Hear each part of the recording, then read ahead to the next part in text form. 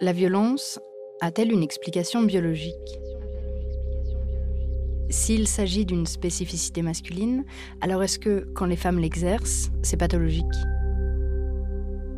On a abordé cette question lors de l'épisode consacré à Angèle Laval. Angèle, c'est cette femme qui, entre 1917 et 1921, a envoyé des centaines de lettres anonymes et diffamatoires dans toute la ville. Et pourtant, malgré le suicide de 2 personnes, ces actions ont été minimisées, excusées, parce que les aliénistes de l'époque n'ont vu dans cette vieille fille qu'une hystérique. Après, les temps ont changé, bien sûr. Nous ne sommes plus en 1920. Mais que diriez-vous si je vous expliquais qu'à la fin des années 70, on avait autopsié le corps d'une femme pour retrouver des signes pouvant expliquer les crimes qu'elle avait commis ? Que diriez-vous en apprenant que, dans le plus grand secret, son cerveau avait été retiré de sa dépouille, puis disséqué, dans l'espoir de découvrir des pathologies expliquant sa radicalisation politique ? Que diriez-vous si son cerveau avait ensuite été placé dans du formol et conservé dans un institut psychiatrique pendant plus de 30 ans, illégalement, et sans que personne ne le sache ? Et si vous appreniez qu'il a fallu attendre les années 2000 pour que les enfants de la victime puissent récupérer les restes de leur mère ? Enfin, que diriez-vous si vous appreniez qu'alors que cette femme faisait partie d'un groupe terroriste composé majoritairement d'hommes, eh bien que seul son cerveau à elle intéressa les médecins ? Cette femme, elle s'appelait Ulrike Meinhof. Elle était allemande et c'était une grande intellectuelle et journaliste. Mais sur la dernière partie de sa courte vie, Ulrike a choisi la violence. Elle a construit, avec d'autres, dans les années 70, l'organisation terroriste d'extrême gauche connue sous le nom de RAF, R-A-F, pour Rote Armee Fraktion, ou Fraction Armée Rouge en français. La RAF, ce n'est rien d'autre que le groupe terroriste le plus important de l'après-guerre en Allemagne. De la RAF, on connaît surtout une bande, restée mythique dans les annales de la criminalité politique, la bande à Bader, du nom de celui qui fut désigné comme leur leader, parce que beau, parce que jeune, parce que charismatique, Andreas Bader. Or, la bande à Bader, en réalité, c'est la bande à Baader-Meinhof, parce que c'est elle qui a aidé à élaborer l'idéologie de cette organisation de guérilla urbaine, selon ses propres termes. Parce que c'est Ulrike, c'est sa présence, son nom, sa légitimité intellectuelle, qui leur a permis d'asseoir le bien fondé de leur idéologie politique. Ce qui est intéressant, c'est que c'est le parquet de Stuttgart qui a demandé en 1976 cette expertise du cerveau d'Ulrike Meinhof.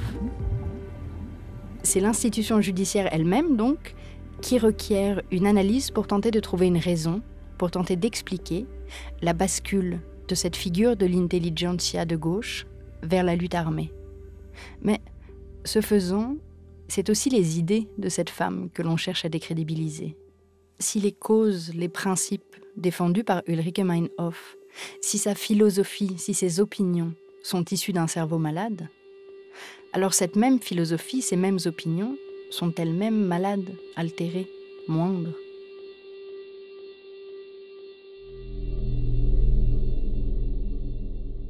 Comme si la violence, et en particulier la violence politique d'une femme, ne pouvait être le fruit que d'une altération, que d'une dérogation au statut normal et acceptable féminin.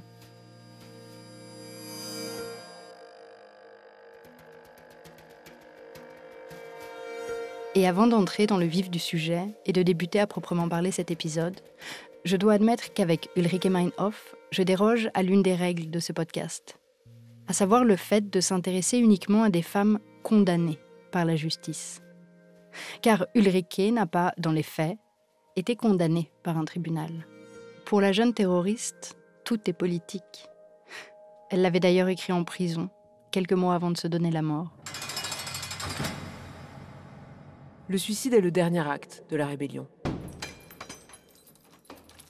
L'institution judiciaire de son pays, de son époque, ne représentait rien pour Ulrike Meinhof. Le seul jugement qui a toujours compté, c'est celui qu'elle portait sur ses actes, sur elle-même. Son parcours questionne la découverte et l'acceptation de la violence comme support à une idéologie politique. Mais il interroge aussi la façon dont la justice perçoit cette violence politique lorsqu'elle émane d'une femme éduquée, d'un personnage public, issu d'une petite bourgeoisie de gauche comme Ulrike. Et c'est pour ces raisons que j'ai décidé de consacrer à cette femme le dernier épisode de cette seconde saison de Femmes coupables. Ulrike Meinhof, Croire en la violence, le 5e et dernier épisode de notre série Femmes coupables. Pour nous accompagner tout au long de ce récit, Anne Steiner, sociologue spécialisée sur les mouvements politiques et mouvements de lutte armée. Elle est l'autrice notamment de RAF, Guérilla urbaine en République fédérale allemande, paru en 2006 aux éditions L'Échappée. Vous faites de cette femme une espèce de vampe, Les femmes sont exclues du monde judiciaire. de Circé. J'étais bête, Cruelle, méchante, inflexible, pleine de défauts. sadique et perverse. Femmes coupables, L'audience est suspendue. un podcast La Première, de Juliette Proutot, Admettons que quand tu as buté ton vieux, ça t'est rien fait. réalisé et mixé Mais quand on va te couper la tête, ça va quand même te faire quelque chose. par Simon Zrak. Ne me coupera pas la tête. Stuttgart, c'est une grande ville allemande située dans le sud-ouest du pays. Et ce n'est pas un détail, parce que le mur de Berlin n'est pas encore tombé et que l'Allemagne des années 70, elle est encore coupée en deux.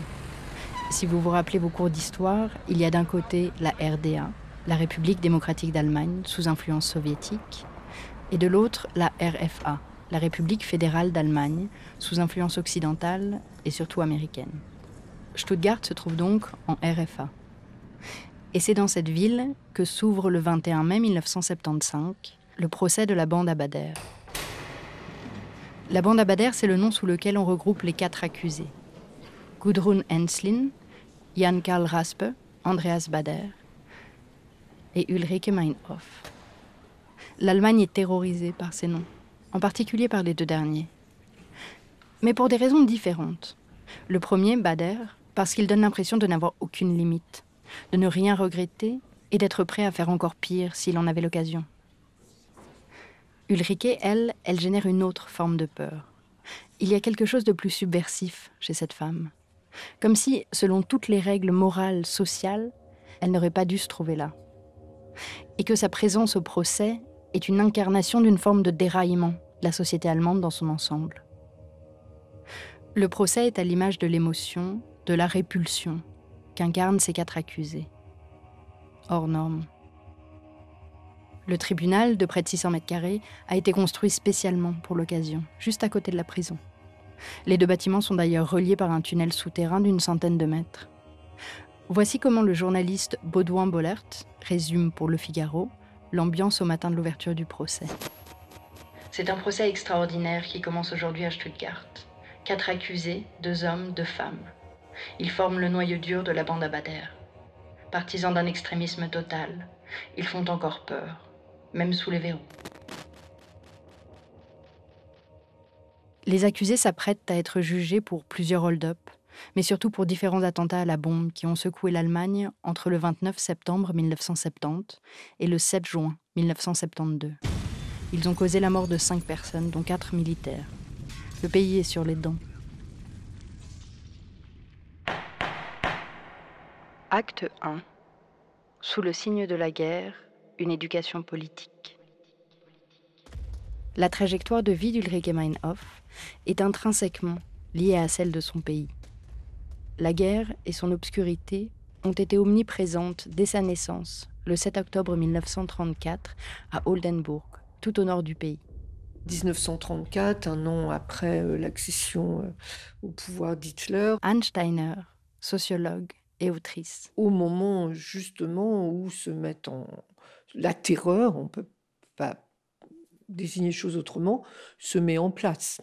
Alors, il y a la nuit des longs couteaux, l'année de sa naissance, donc règlement interne au mouvement nazi finalement, et puis l'arrestation d'énormément d'opposants ou opposants potentiels avec ouverture de plusieurs camps de qu'on appelle déjà d'ailleurs des camps de concentration.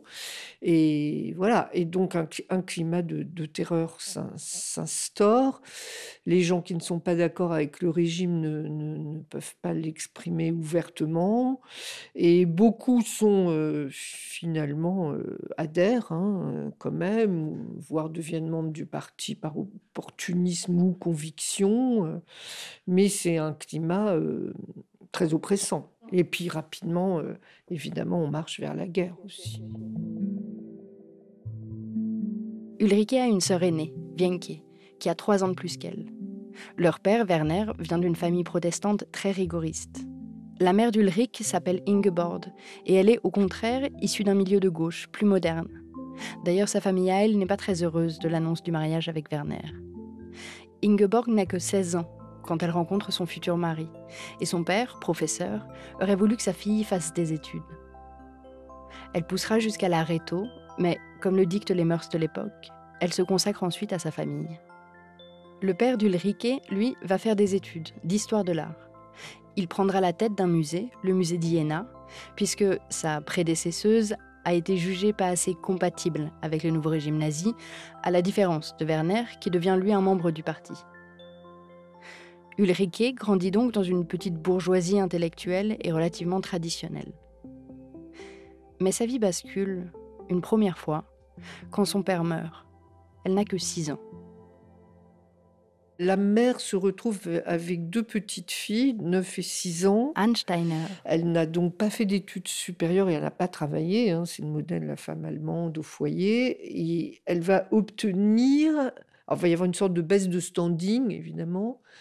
Mais elle va obtenir une bourse de l'État allemand pour reprendre des études. Et elle va être un peu aidée par son père et le père de son époux défunt, puis avoir une petite pension.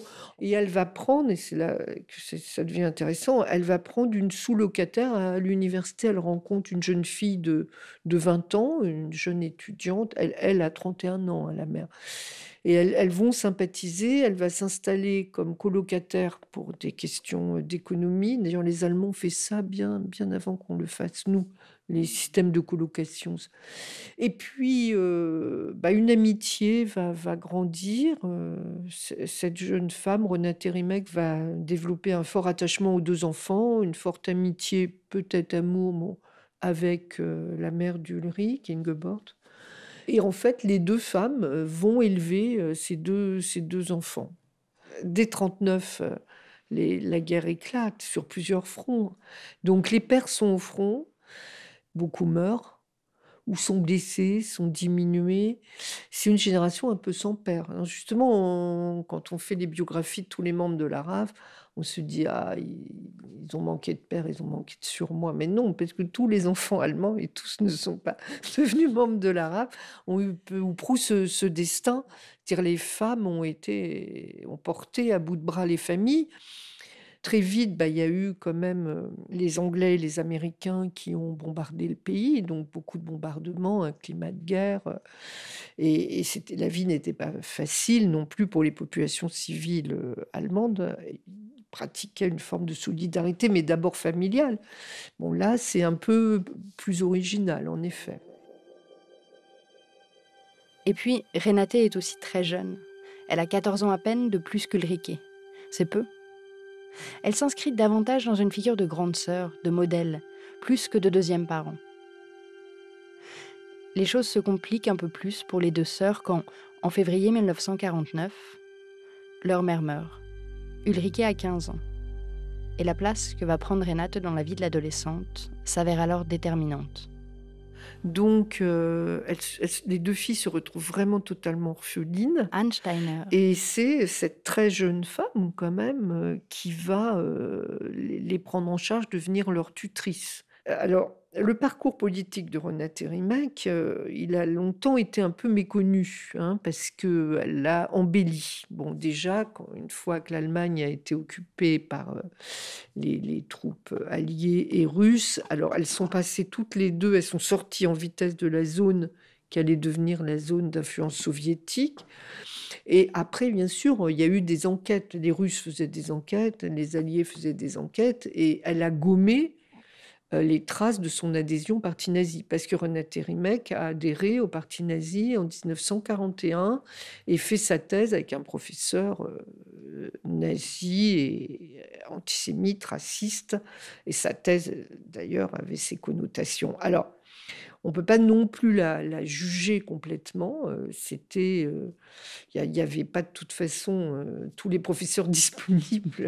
Tous ceux qui n'avaient pas quitté l'Allemagne étaient gagnés au régime, aux thèses du régime. Et c'était assez difficile quand on voulait faire une carrière académique de ne pas adhérer. Et ensuite, il y a peut-être un opportunisme qui joue dans l'autre sens parce qu'elle adhère au Parti social-démocrate en 1946. Mais en fait, elle va avoir un cheminement assez rapide d'ailleurs qui va lui faire quitter le Parti social-démocrate pour une formation qui s'appelle l'Union allemande pour la paix, DFU. Et dans cette formation se côtoient énormément d'anciens militants du KPD, du Parti communiste allemand, qui est interdit en 1956. Et du coup, c'est une organisation un peu crypto-communiste, qui ne se présente pas comme telle, hein, mais qui l'est. Et c'est une formation, un parti qui lutte surtout contre le réarmement de l'Allemagne et aussi contre son intégration dans l'OTAN. Il y a des fortes convictions pacifistes chez Renate Rimec et aussi chez Ulrich. Elles ont l'une et l'autre été victimes de la guerre. Elles ont vu la guerre dans toute son horreur. Ulrike grandit, baigne, à la fois dans un contexte très libre, Renate lui laisse une grande indépendance dès le lycée, et surtout très politique. C'est fondamental pour comprendre le parcours de la jeune femme.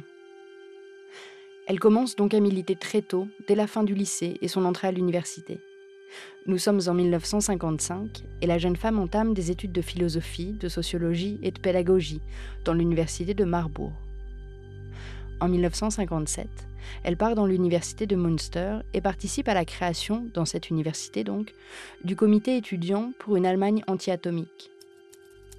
La même année, elle se met à écrire et publie avec 2 autres étudiants Das Argument, l'argument en français, un petit magazine qui s'inscrit dans la continuité de ses engagements contre le réarmement de l'Allemagne. Ulrike est une étudiante studieuse, sérieuse. Elle a le goût des études et de l'écriture. Et elle a des convictions déjà bien ancrées, qui sont celles de toute une génération. C'est dans ce contexte qu'Ulrike commence à pratiquer, entre guillemets, la matière politique. En 1957, à l'occasion d'un discours qu'elle prononce devant près d'1 millier de personnes, la jeune femme se fait remarquer. Pour son talent d'oratrice, au moins autant que pour son genre. C'est vrai, il y avait quand même beaucoup moins de jeunes femmes. Anne Steiner, sociologue et autrice. Dans les événements politiques, on peut le voir sur les photos. D'ailleurs, en 1968, pendant le mouvement étudiant allemand 67 et français 68, les commentaires des journaux, c'était « il y a des jeunes femmes », parce que c'était un peu nouveau de les voir aussi nombreuses, et encore, elles étaient moins qu'aujourd'hui, dans les manifestations. Donc là, il y en a très peu. Elle prend la parole, il y a quand même 1 millier de personnes, 1 millier, hein, c'est pas énorme, mais quand même, à la fin d'une manifestation, et elle a une éloquence, un verbe, voilà, qui porte. Du coup, on dit c'est une Rosa Luxembourg, mais puisque Rosa Luxembourg, c'est comme Louise Michel pour nous, hein. C'est celle qu'on ressort à tous les coups, quoi. On aurait pu dire Clara Zetkin, mais elle était moins connue. Donc voilà, d'où cette comparaison qui effectivement... Rosa Luxembourg est quand même une grande théoricienne et puis appartenant au mouvement ouvrier international. On ne peut pas comparer ces 2 femmes. Elles ont eu une fin tragique toutes les 2, ça on peut le dire. Mais aussi parce qu'elle est jeune, elle a 23 ans quand elle fait cette intervention, toute jeune. Donc c'est l'idée aussi qu'elle ira peut-être loin, qu'on entendra encore parler d'elle, ce qui a été vrai pour le coup. En parallèle de ses études, Ulrike poursuit et densifie son engagement politique en faveur du pacifisme. Et elle ne le sait pas encore, mais elle s'apprête à faire une rencontre déterminante. Ça se passe lors d'un congrès de l'Université libre de Berlin. Une vingtaine de comités étudiants sont réunis et Ulrike se fait remarquer par un homme, de 6 ans son aîné. Son nom, Klaus Rainer Rohl. Il est connu, entre guillemets, pour être le créateur et le directeur d'un magazine politique de gauche engagé dans la lutte pacifiste qui s'appelle Concrète. Alors, ce n'est pas le journal le plus lu d'Allemagne, mais il est quand même tiré à plus de 20 000 exemplaires à l'époque. Et à son apogée, quelques années plus tard, le tirage s'élèvera à 250 000 numéros. Nous sommes en janvier 1959 et Rainer observe la jeune femme de 25 ans intervenir dans les débats lors de rencontres. Ce n'est pas elle qui parle le plus fort, qui prend le plus de place. Et pourtant, rapidement, immédiatement presque, elle se détache, elle se distingue. Sa voix plutôt grave et posée, calme, sérieuse, déterminée. La détermination. Il la retrouve après un débat et il lui propose d'écrire pour son journal. La jeune femme accepte. Et c'est un tournant, parce que Concrète va lui ouvrir les portes du monde médiatique, un monde qu'elle va embrasser avec énormément de talent. Et là encore, elle sera l'une des seules femmes. C'est une petite équipe, le journal n'est pas non plus... Mais je sais pas, disons que sur une équipe de 15, il y a peut-être deux femmes, non, elle 2, 3, pas plus. Oui. Vraiment, elle balaye large, alors ça peut aller d'un fait divers qu'elle estime marquant. Par exemple, il y a un moment, elle a fait un éditorial sur un jeune assassin qui tuait des enfants, un très jeune serial killer. Bon, et elle le traite de manière politique, ce fait divers. Ça peut être la politique internationale, la géostratégie, beaucoup de faits de société. Elle s'intéresse à la condition ouvrière. Enfin, c'est extrêmement varié. Ce qui prouve aussi son talent, parce qu'elle peut passer d'un thème à l'autre et à chaque fois être assez brillante. Donc c'est bien ciselé, c'est percutant. Et du coup, elle se fait remarquer. Et on lui offre des collaborations dans la presse bourgeoise de gauche. Enfin, ponctuellement, elle peut y collaborer, placer des articles. Et puis, elle va travailler aussi pour la télévision, faire des documentaires. Voilà, elle va avoir une palette assez large et elle va devenir une journaliste accomplie. Et elle est connue de la jeunesse de gauche, disons. En plus, il va y avoir une rupture entre le SED, le Parti communiste d'Allemagne de l'Est, qui subventionnait la revue, et Klaus Rainer Roll. Donc, il va prendre son autonomie et ça va devenir un peu pop, entre guillemets. Et du coup, il y aura un bien plus grand lectorat. Et Concrète va être beaucoup plus connue, parce qu'au départ, c'est un peu confidentiel quand même. Donc, elle représente la sensibilité d'extrême gauche, entre guillemets. La jeunesse aussi, parce qu'on la voit avec des messieurs qui ont plus la quarantaine passée. Elle représente la nouvelle génération, elle coche un petit peu toutes les cases au niveau diversité. Et puis, justement, elle se défend bien dans les débats. La carrière médiatique d'Ulrike Meinhof est lancée et sa vie, elle, est sur le point d'exploser.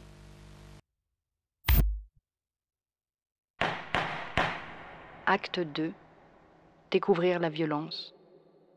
En 1960, Ulrike déménage à Hambourg, le siège du magazine. Elle arrête ses études et devient rédactrice en chef de Concrète. Elle a 26 ans et vit dorénavant une relation amoureuse avec Klaus Rainer Roll. Ils se marient assez rapidement et Ulrike donne naissance dans la foulée à 2 petites jumelles.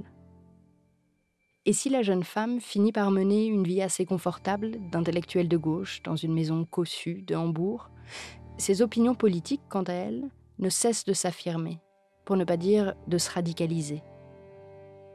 C'est que l'Allemagne est elle aussi à un tournant de son histoire. Le pays a du mal à la regarder en face, son histoire, justement.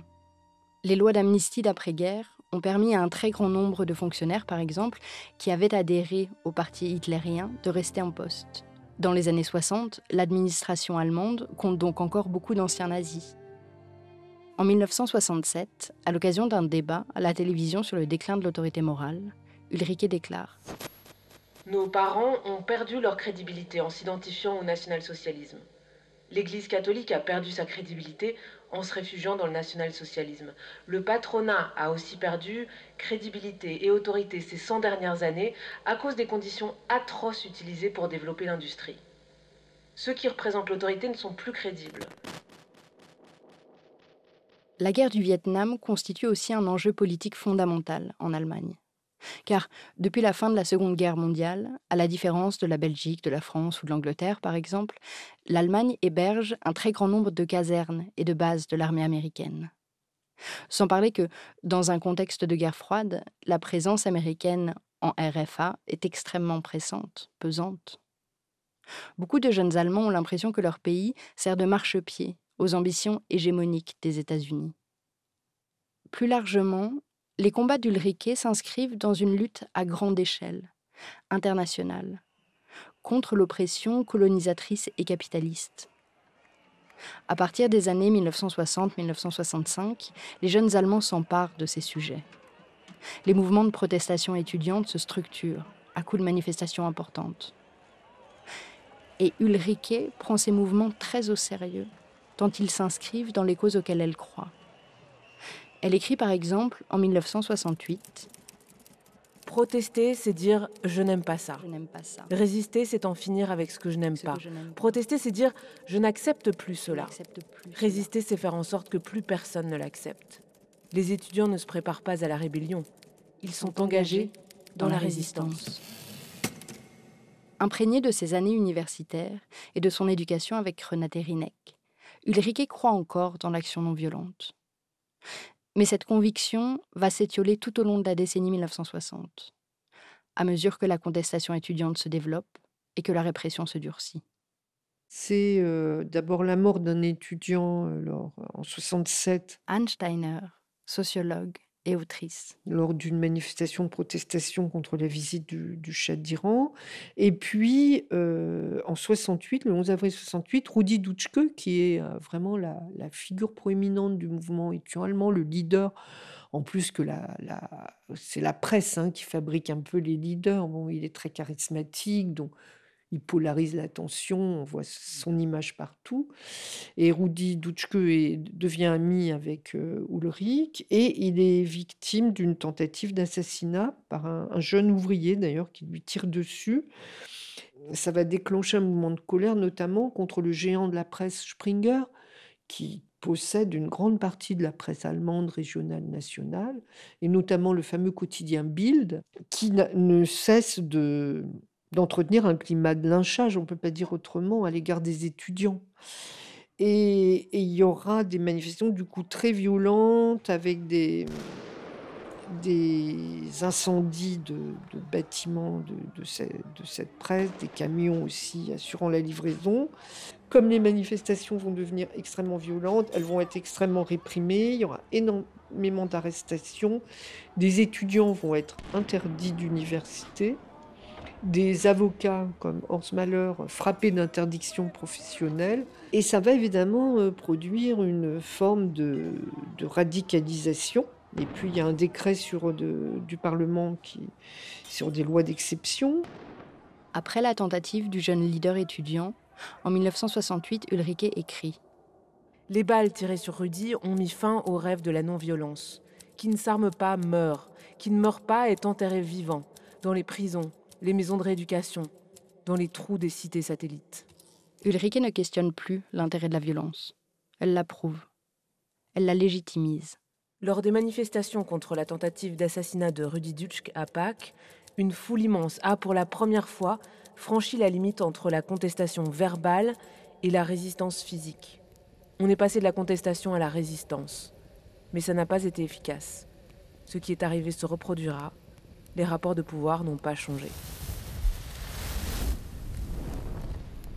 Après ces incidents et au cours de la fin des années 60, l'ambiance se tend drastiquement en Allemagne. La contestation sociale entre donc dans une autre phase, une phase qui n'exclut plus désormais la violence. En parallèle des manifestations étudiantes, s'instaure une sorte de petite guérilla diffuse, avec des micros-attentats, en particulier à Munich et à Berlin. Ce mouvement est extrêmement mal perçu par le reste de la population. Ulrike, elle, vit toujours à Hambourg, avec son mari et ses filles.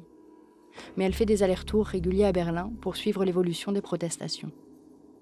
L'écart se creuse entre son quotidien d'intellectuelle de gauche, dans sa maison cossue, et le combat des gens qu'elle côtoie dans les manifestations, la façon dont ils mettent en pratique leurs convictions. Et la jeune femme de 34 ans vit de plus en plus mal ce décalage. Elle a besoin de se sentir en cohérence avec les idées qu'elle défend, une cohérence absolue, dénuée de compromis. Et c'est de moins en moins le cas. Je pense Anne Steiner.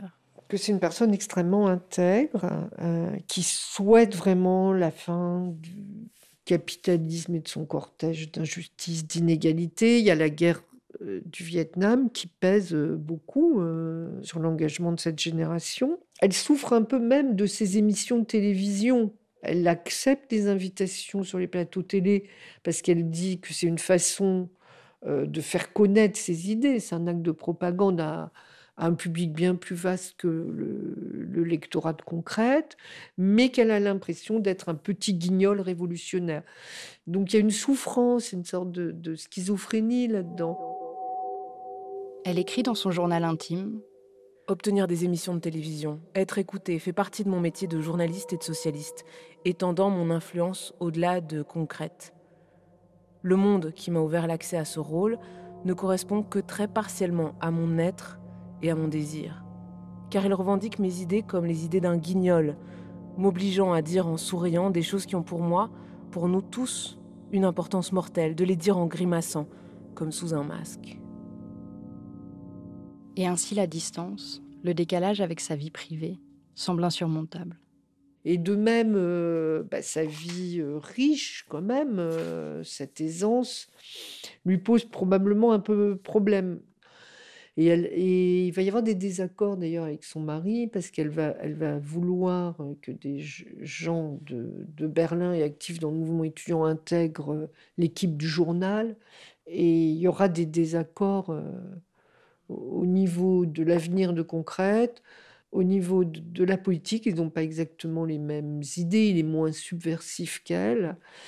Et alors, ils ont une relation assez libre, hein. Apparemment, c'est une sorte de pacte entre eux, des petites histoires à droite, à gauche, mais lui engage à un moment une relation qui prend vraiment toute la place avec une jeune femme, et elle en souffre beaucoup. Et elle part, enfin, voilà. Elle part avec ses 2 filles et elle décide de s'installer à Berlin. Et là, ça va pas être si facile parce qu'elle se retrouve comme n'importe quelle femme seule avec enfants, pas énormément d'argent. Alors, c'est l'époque où à Berlin, pas mal de gens se mettent à vivre en communauté. Il y a des communes, on appelle ça des communes qui se créent. Et au niveau de l'éducation des enfants, puisque pas mal de ces étudiants engagés ont déjà des enfants, ils investissent des boutiques désaffectées, ça s'appelle des Kinderladen, les enfants des Kinderladen, des boutiques d'enfants, et c'est des jardins d'enfants autogérés. Et elle trouve ça très bien comme idée, c'est du socialisme en acte, donc elle rejoint comme ça un jardin d'enfants autogéré, mais ça se passe pas bien parce qu'elle n'est pas capable de s'occuper Les parents s'occupent à tour de rôle des enfants, c'est le principe. Comme les crèches associatives en France, et elle passe son tour, elle paye des gens pour la remplacer, parce que c'est une femme qui a toujours écrit, essentiellement écrit d'ailleurs, et qui ne peut pas enquêter, qui ne peut pas concevoir de s'arrêter même une journée par semaine, et du coup elle va être un peu rejetée par ce milieu, ça va être un échec, et elle va mettre ses enfants, puisqu'il faut bien qu'elle les mette quelque part, dans une école assez stricte, elle n'a pas le choix. Mais en même temps, voilà, elle est encore en porte-à-faux avec ses idées. Parce qu'elle le dit, le privé est politique, c'est ce qu'on disait en ce sens. Le privé est politique, donc l'éducation des enfants, c'est politique, et on ne peut pas avoir des idées anti-autoritaires et élever ses enfants autoritairement. Mais bon, c'est pourtant ce qu'elle est amenée à faire. Hein, voilà. En 1969, elle dira publiquement: « Mais si mon travail n'est pas lié à la vie privée, il ne pourra pas aboutir. La vie privée est éminemment politique. C'est difficile, très difficile. » Acte 3. Embrasser la violence et mourir pour elle. Alors qu'Ulrike tente de trouver un équilibre dans les milieux alternatifs de Berlin, un événement qui ne la concerne pourtant pas directement vient percuter son quotidien. En avril 1968, 4 individus, dont un certain Andreas Bader, incendient plusieurs grands magasins à Francfort. L'idée, le symbole, c'est d'allumer une torche contre la guerre du Vietnam. Beaucoup de dégâts matériels, mais pas de blessés. Mal préparée, la petite bande se fait arrêter dans les jours qui suivent l'attentat. Et Ulrike va les rencontrer en prison plusieurs fois. Alors que la condamnation de ces actes de vandalisme est quasi unanime, l'éditorialiste publie un article qui explique et justifie cette action. Elle termine son papier en reprenant les mots d'un autre militant. Il est vrai qu'il vaut encore mieux incendier un grand magasin qu'en diriger un.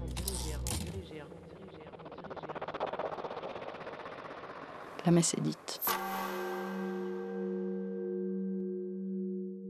Le 31 octobre 1968, Bader et ses acolytes sont condamnés à 3 ans de prison. Ils font appel de ce jugement et sortent, sous le régime de la liberté conditionnelle, 14 mois plus tard. Mais au lieu de se représenter, comme prévu pour leur second procès, ils choisissent de s'enfuir, par crainte d'être condamnés plus lourdement.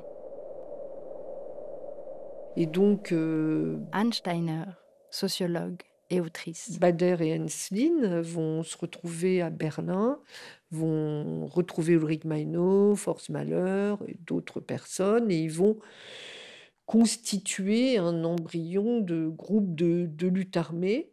Et leur idée au départ, en tout cas, c'était articuler lutte légale, lutte illégale, c'est-à-dire ne pas devenir clandestin.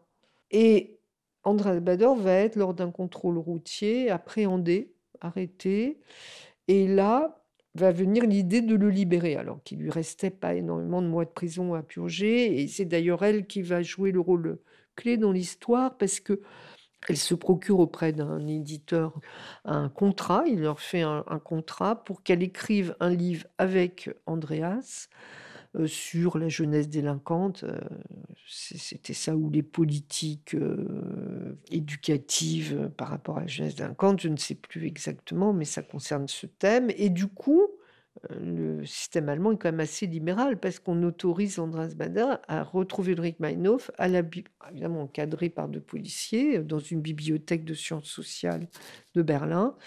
Et c'est pendant cette séance, supposée être une séance de travail, qu'un commando va surgir pour le libérer. Et il n'était pas question de blesser quoi que ce soit, mais de fait, il blesse grièvement le bibliothécaire qui essaie de s'interposer. Et là, c'est la panique. Ils sautent tous par la fenêtre, et Ulrich aussi. Alors qu'à la base, selon certains témoignages que j'ai recueillis, il était prévu qu'elle reste, que voilà, les choses elle aurait dû être victime finalement elle-même de cette libération. D'autres, dont l'éditeur Klaus Wagenbach, dit non, pas du tout. Je l'ai vue la veille et j'ai bien compris qu'elle allait gagner la clandestinité. Elle me l'a dit. Moi, j'ai eu les 2 versions dans mes entretiens. Une des jeunes filles qui a participé à l'action m'a dit non, pas du tout, il n'était pas question qu'elle bascule, c'est pas ça qui avait été prévu. Bon, mais je pense qu'elle était de toute façon arrivée à la conclusion qu'il n'y avait pas d'autre chemin possible. À partir de cet instant, il n'y a plus de retour en arrière possible pour Ulrike. La rupture est irrévocable. Et c'est peut-être ça, au fond, que la jeune femme recherchait. Ne plus avoir d'autre choix que de vivre en accord avec la radicalité de ses principes. Sa tête est mise à prix, évidemment, comme de coutume, en RFA à l'époque. 10 000 Deutschmark. Des affiches sont placardées de partout avec une photo d'elle en noir et blanc, un peu comme dans les films de western. Sur l'image, elle regarde vers le bas, avec sa frange brune et son visage rond, juvénile. La bande s'enfuit via l'Allemagne de l'Est dans un camp palestinien situé en Jordanie. Le séjour est aussi symbolique que court. Ils reviennent à Berlin dans l'idée de construire une infrastructure. Ils ont besoin de planques, d'appartements, de papiers, d'armes. Et voilà comment Anne Steiner résume leur projet politique, en grande partie élaboré grâce au travail intellectuel d'Ulrike. Certains pensent encore aujourd'hui que l'idée, c'était une prise du pouvoir dans un seul pays, et que ça, pas du tout. D'abord, ils ont assez peu confiance dans la classe ouvrière allemande, qui leur semble totalement intégrée au système. Ils n'ont pas la représentation du prolétariat comme sujet révolutionnaire prédéterminé, comme dans la théorie marxiste. Même s'ils sont marxistes globalement dans leur analyse, ils pensent que ça, c'est terminé, quoi. Le prolétariat n'a pas une mission particulière, mais c'est plutôt ce qu'on appelle aujourd'hui le Sud global, mais qu'on qualifiait de tiers-monde à l'époque. Donc tous les mouvements de libération de la périphérie, à ce moment, il y a la Palestine, qui est un peu particulier dans le contexte allemand, mais bon, il y a un soutien au mouvement palestinien. Les Vietnamiens, en Amérique latine, il y a des foyers de guérilla. En Afrique, il y a encore des pays qui sont colonisés par le Portugal notamment et qui luttent, l'Angola, le Mozambique. Donc, il y a cette idée d'une convergence. Et puis, dans les métropoles, il y a aussi tous les non-intégrés, les jeunes précaires, les marginaux. Et chacun peut devenir sujet révolutionnaire en apportant... voilà, il y a une sorte de synergie. Donc, l'idée, c'est de former, le nom dit tout, fraction armée rouge, quoi, un bout de cette armée rouge mondiale qui va finir par saper le système, puisqu'on est là, il se réfère à Lénine, au stade impérialiste du capitalisme, que le capitalisme ne tient que parce qu'il exploite partout dans le tiers-monde des richesses humaines et minérales, etc. Et que, justement, tous ces peuples, en se libérant, vont faire s'effondrer l'ensemble, parce que le capitalisme ne peut pas tenir sans cette domination sur le tiers-monde. Si le projet politique agrège quelques dizaines de sympathisants, ils ne sont qu'une vingtaine, au grand maximum, à constituer le noyau dur de la fraction armée rouge. Mais leur détermination compense leur faible nombre. Ulrike avait écrit « Les défenseurs de la société capitaliste, surtout les soldats et les policiers, ne sont que des sous-hommes contre lesquels tout est permis. » Et en mai 1972, elle met en pratique ce mantra et lance, avec le reste de la RAF, ce qu'on pourrait appeler leur phase offensive. En l'espace de 15 jours, et dans pas moins de 6 villes, la petite équipe déclenche des dizaines d'attentats concomitants. Des postes de police, des tribunaux, une usine de production de la maison d'édition Springer, 2 casernes américaines. Évidemment, les dégâts matériels sont conséquents. Ils parviennent notamment à endommager un précieux ordinateur américain qui programmait les bombardements au Vietnam. Mais il y a aussi des blessés, notamment des ouvriers de l'usine et des morts. Un officier et 2 soldats décèdent lors de l'attaque de leur caserne. C'est bien simple, à ce moment-là, le pays tout entier est terrorisé. Et évidemment, il y a une sorte de grande frayeur, même du gouvernement allemand, parce qu'on ne les sait pas si peu nombreux. On peut les croire beaucoup plus forts. Alors, ils ont été traqués. Ils pensaient avoir peut-être plus de solidarité de l'extrême gauche dans son ensemble. Or, celle-ci recule quand même, parce que le degré de violence fait peur. Tout le monde n'est pas prêt pour ça. Et la présence d'Ulrike derrière ces attaques stupéfait. Sa présence dans le groupe donnait une sorte de caution au groupe. On se disait, c'est pas des fous furieux, parce qu'elle est avec eux quand même. Il y a une forme d'étonnement à voir cette femme, effectivement, qui avait beaucoup à perdre. Déjà, elle, pendant leur cavale, avant les attentats d'ailleurs de mai 72, elle reçoit des appels publics de l'ancien président Willy Brandt, va faire un appel pour qu'elle se rende. Il y a sa mère adoptive qui publie un texte, Guy Bahof, Ulrike revient. Insensible à ces appels publics, Ulrike désire, comme les autres membres de la RAF, continuer à agir. Mais la fraction avait mis toutes ses forces dans les attentats de mai 1972. Et, faute de soutien, de plan de repli, ils sont tous arrêtés ou tués dans les semaines qui suivent. Ulrike est dénoncée par la personne qui l'hébergeait, un militant de gauche pourtant. mais qui n'était pas prêt à la violence. Nous sommes le 15 juin 1972 et la trajectoire terroriste et meurtrière d'Ulrike Meinhof s'achève à la façon d'une comète qui s'écrase. La répression sera terrible. Ulrike incarne une incompréhensible subversion, à la fois dans le projet politique qu'elle porte, mais aussi dans sa personne. Le journal belge Le Soir écrit par exemple « Sur les 26 membres de la bande Abadère aujourd'hui en prison, on ne compte pas moins de 10 femmes. L'une d'elles est d'ailleurs l'égérie de ce gang terroriste. Ulrike Meinhof, c'est son nom, a désespéré les psychiatres qui ont tenté de comprendre son cas. Comment cette femme de 40 ans, qui vivait confortablement, a-t-elle pu renoncer d'un seul coup à son mari, à ses 2 enfants, à son bien-être matériel, pour mener une existence clandestine, lancer des bombes et tirer à la mitraillette sur des policiers et des magistrats? Toujours la même et irritante question qui reste sans réponse. Ulrike n'est pas perçue comme une intellectuelle qui a choisi la violence, mais comme une égérie qui désespère et qui irrite donc. Parce qu'elle est un non-sens. Pourtant, c'est intéressant de voir comment les femmes se sont emparées de la violence durant cette période, pendant ces années. En Allemagne, au moment des mouvements étudiants, mais pas seulement. En fait, ce qui m'avait frappé, c'était que dans ces années, les années 1970, disons... Anne Steiner, sociologue et autrice. Les femmes sont quand même beaucoup moins présentes dans la vie politique, disons, officielle, légale, parlementariste, alors qu'aujourd'hui, vous voyez, bon, il y a autant de candidates femmes comme...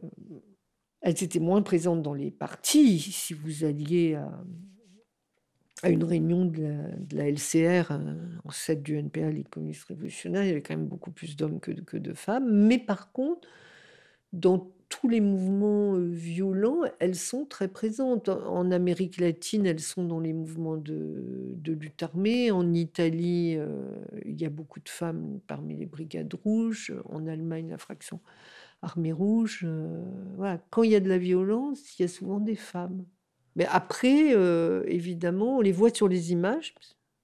On ne les voit pas dans les textes qui parlent de ces mouvements. Toujours est-il que les femmes de la RAF vont payer particulièrement cher les crimes commis par le groupe. Les conditions de détention à Cologne-Ossendorf, sous lesquelles Ulrike est placée après son arrestation, sont simplement cauchemardesques. Alors j'ai l'impression que comme ce bâtiment existait dans l'aile de la prison femme psychiatrice, peut-être ça a aidé. Et peut-être aussi, on a voulu faire une expérience particulière sur Ulrike, qui était considérée comme une femme intelligente, etc. Et en fait, c'est un psychiatre de Hambourg qui surveillait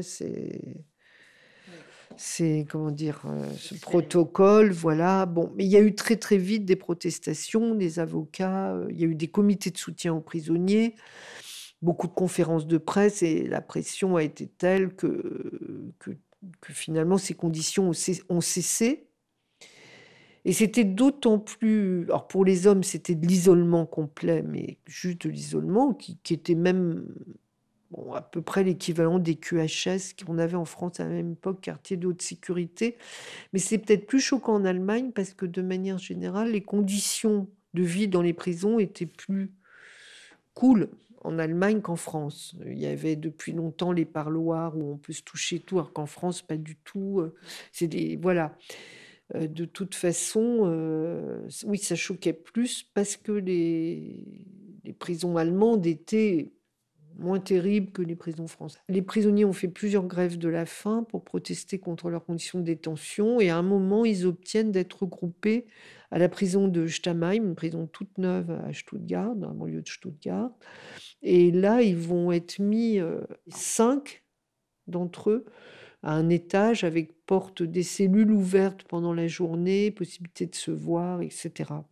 Ils ont la possibilité de préparer leur procès. Alors, à cet étage, il va y avoir Ulrike Meinhof, Andreas Bader, Gudrun Ensslin, Jan Karl Ras et une femme qui s'appelle Ingard Müller. Donc là, il va y avoir un procès qui met en jeu ces 5-là. De toute façon, il y a plusieurs procès prévus pour plusieurs actions. Le tribunal va être construit près de la prison de Stammheim, donc c'est un bâtiment nouveau avec des filets pour protéger d'une attaque au cas où un hélicoptère se poserait pour une tentative d'évasion. Ils vont accéder par un tunnel de la prison au tribunal, donc il n'y aura même pas de transport de prisonniers. Enfin, c'est une mise en scène incroyable. Voici comment, dans une lettre, Ulrike décrit ce qu'elle vit. Le sentiment que la tête explose, le sentiment que la boîte crânienne va s'éclater, se détacher, le sentiment que la moelle épinière soit pressée dans le cerveau, le sentiment que les associations d'idées soient coupées constamment, le sentiment qu'on se consume à l'intérieur de son corps, conscience claire qu'on n'a pas la moindre chance de survivre. Dans une autre lettre, elle compare cette expérience à un simulateur aéronautique, où la peau des gens est écrasée sous l'accélération. Le problème qu'ils ont avec nous, c'est que notre conscience politique ne quittera pas notre corps, sans que ce qu'on appelle vie ne le quitte aussi. Ulrike Meinhof se suicide le 9 mai 1976 dans sa cellule de la prison de Stammheim. Des journaux estiment que la terroriste est morte, je cite, « intellectuellement et moralement brisée par la conscience de ses forfaits ». Des manifestations s'organisent immédiatement. Ils sont nombreux à dénoncer un assassinat. Les autopsies effectuées concluent malgré tout au suicide. Andreas Bader, Gudrun Enslin et d'autres membres de la RAF se suicident environ 1 an après le décès d'Ulrike. Après quelques rares actions, la fraction Armée Rouge est officiellement dissoute en 1998. Si la lumière n'a jamais été complètement faite sur la façon dont Ulrike est morte, l'incompréhension était encore plus grande de comprendre pourquoi elle avait choisi la violence. C'est pour ça qu'on a prélevé son cerveau, qu'on l'a analysé sous toutes les coutures, pour y trouver les traces de la violence. L'histoire, le parcours d'Ulrike Meinhof rassemble beaucoup d'éléments que j'ai essayé de faire exister dans cette série.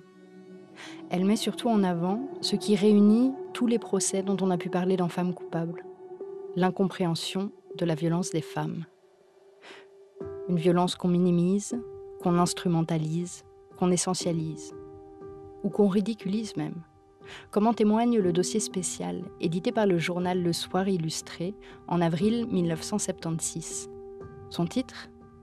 Ces femmes qui font peur. Et voici comment le dossier débute. Est-ce dans le but de faire valoir, là aussi, l'égalité des sexes, ou pour faire oublier la dénomination jugée injurieuse que les femmes se sont mises au terrorisme ? Lorsqu'elles ont du sang-froid, elles deviennent de redoutables machines à tuer. Charme, sourire et dynamite. Avec elles, la mort devient un cocktail sexy. Voilà pour sûr des mots qui n'auraient jamais été écrits à propos d'un homme, d'un criminel. Merci à Anne Steiner, sociologue spécialisée sur les mouvements politiques et les mouvements de lutte armée. Elle est l'autrice notamment de RAF, Guérilla urbaine en République fédérale allemande, paru aux éditions L'Échappée en octobre 2006, ainsi que plus récemment de Révolutionnaire et dandy, Vigo di Almereda, paru en 2020, toujours aux éditions L'Échappée. Un grand merci aussi aux équipes de la RTBF La Première, en particulier à Franck Istas, à Valérie Elput, à Faïza Boumedian, à François Saint-Amand et Andrea Pavarotti, qui ont permis à cette série d'exister. Femmes coupables, c'était un podcast La Première de Juliette Proutot, réalisé et mixé par Simon Zrac.